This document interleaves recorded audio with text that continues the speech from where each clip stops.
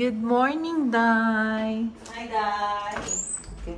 Ayan, so ito yung iba-vlog namin na unit ngayon. So, tini-check namin kasi niretouch niya to eh. Oh, pawis na pawis.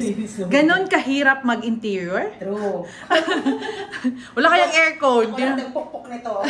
Bawal kaya bawal maggamit ng aircon kapag diba? So, ayun, super effort.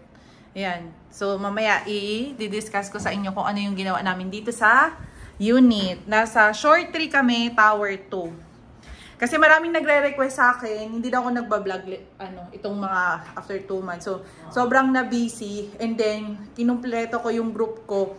Meron na kaming subcontractor for interior, si Suki. Hello! Ayan. So, SMDC before.